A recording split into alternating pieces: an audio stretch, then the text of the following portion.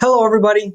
This is the Response Able Solution with Stanley J. Targos III, and here to talk about a more in-depth conversation of do diets work? And diets are sort of psychedelic, which is why I'm wearing a shirt that sort of shows the waves of what's going on in the background behind me, because it could be a fad, it could be magic, it could be not real. Do you believe it? Am I really here? Or is this an AI version? That's how I feel about diets. Do they work? When do we get into diets? And I'm not just talking about a health diet, but I'm going to use that as an example to talk about a financial diet. When do I typically get on a diet? Right after I've splurged. And when I splurge and I gain 4, 5, 6, 8 pounds in a week or 2 week or between Thanksgiving and Christmas or Christmas and Super Bowl or Super Bowl and Valentine's Day or Valentine's Day and St. Patrick's Day or St. Patrick's Day and Easter, Memorial Day and 4th of July and 4th of July and Labor Day and Halloween and Thanksgiving and every year, I've got so many opportunities to splurge. I've got 8 opportunities to go on a diet. If I need to lose 8 pounds and I go on a diet, and my diet is not planned, it's a knee-jerk reaction to my growing waist and my pants getting tighter, it doesn't really work. What I need to do is I need to have a strategic plan for how I'm going to tackle this and how I'm going to handle the upcoming events in my life that allow me to enjoy what's going to go on without feeling like I'm missing out or feeling like a wet rag on everyone else's fun. Just because I can't have cake and ice cream, that's why diets don't work for me.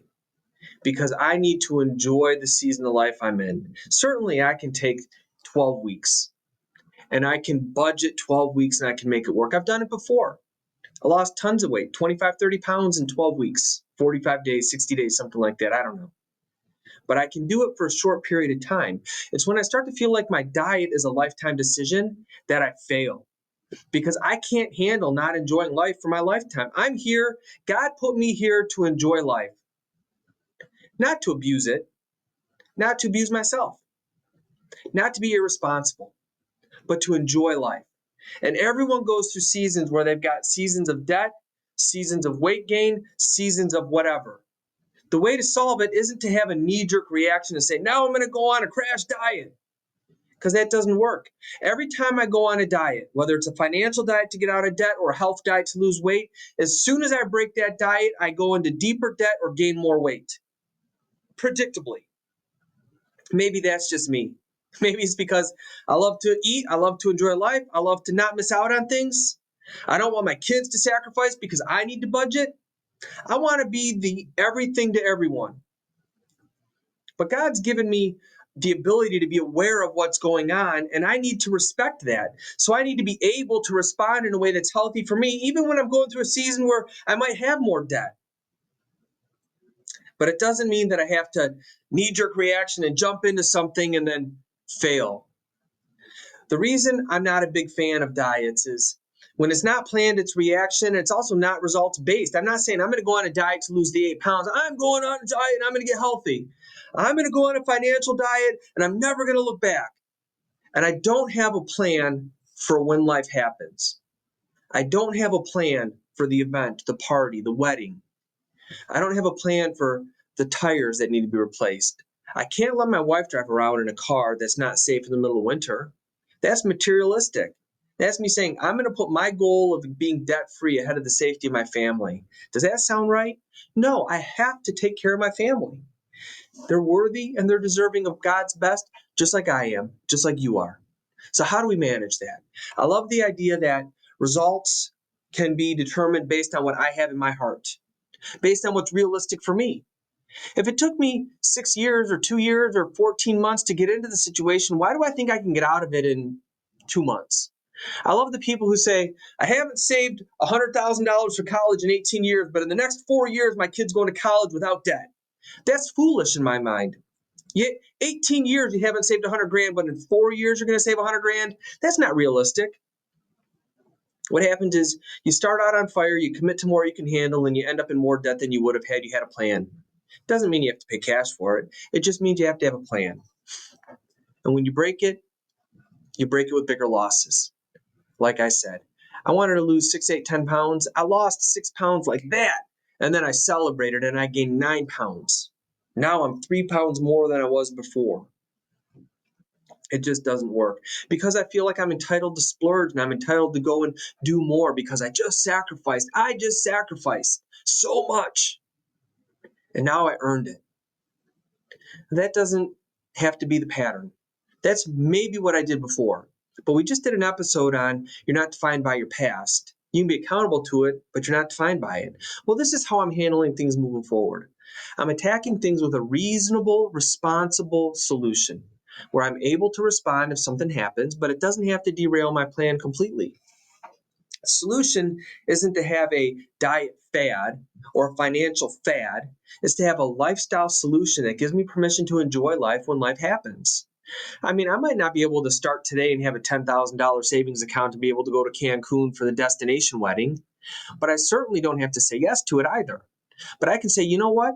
If I work at this for 6, 12, 18, 24 months and I put little bits and pieces together and I'm able to enjoy the little monuments that I celebrate along the way, when life does happen or an awesome sale comes up and $2,000 something's on sale for $500, I don't have to stress out over it. I can say, you know what? I budgeted the money to do it. Let's do it. It's the right time. It's the right season. It's the right way to make it work. Let's make it happen and let's enjoy that without guilt, without shame, without remorse, but with celebration. It's permission to enjoy and participate with life.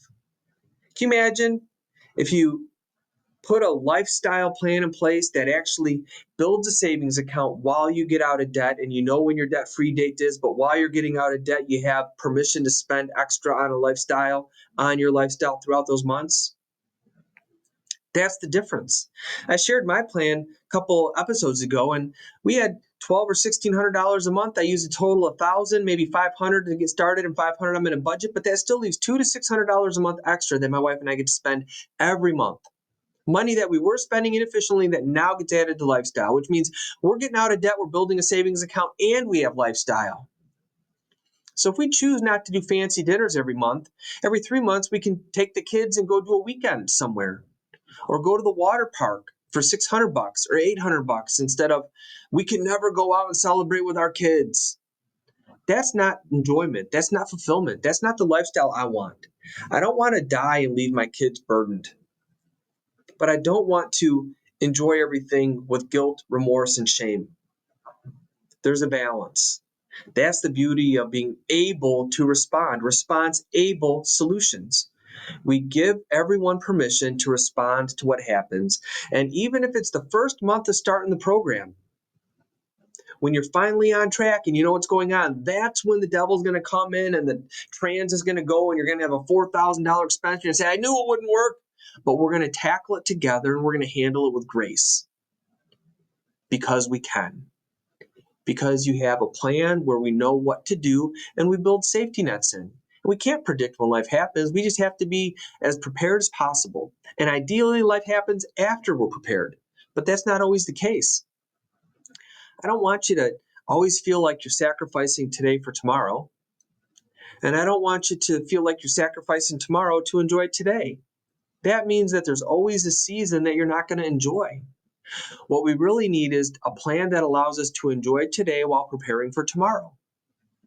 Debt, when all of our money's going out the door to debt, we can't ever build a savings account. So can you imagine having a savings account, having a debt-free date, and having a capital storage vehicle that gives you permission to take advantage of an investment or a second home or pay for a kid's wedding? That's the beauty. That's why diets don't work, but a lifestyle plan does.